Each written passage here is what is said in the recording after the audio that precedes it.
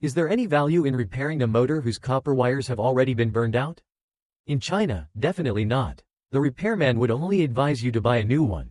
However, in Pakistan, after a round of explosive repairs by the local repairman, the motor can be restored to its factory performance. How can they turn waste into treasure? The answer lies in this repair shop in Karachi. And the motor in front of us is the protagonist to be repaired today. Due to its old age and high-intensity use, the motor finally couldn't withstand and burned out.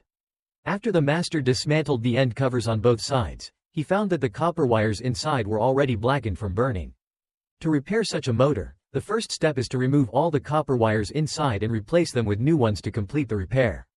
Since the local repairmen in Pakistan have to repair several motors a day, removing copper wires is an easy task for them. It only requires a pair of pliers to complete the process.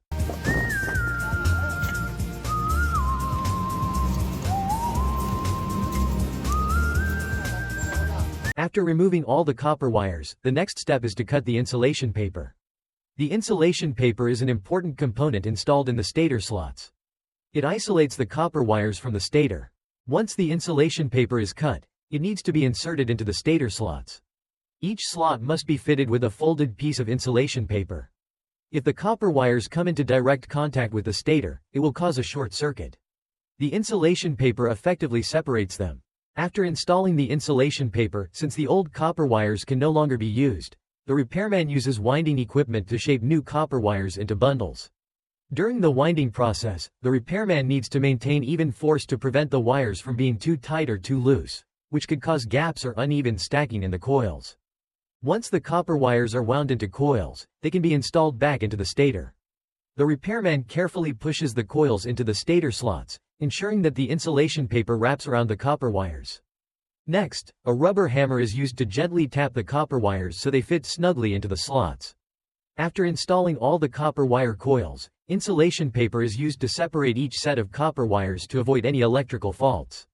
Since the motor will generate vibrations during operation, to prevent the copper wires from shifting, the repairman also uses nylon rope to bind them, ensuring the stable operation of the motor.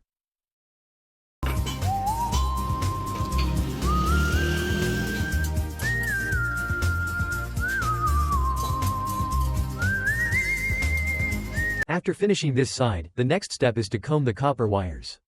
Each set of combed copper wires needs to be covered with an insulating sleeve to prevent direct contact between the copper wires and the casing.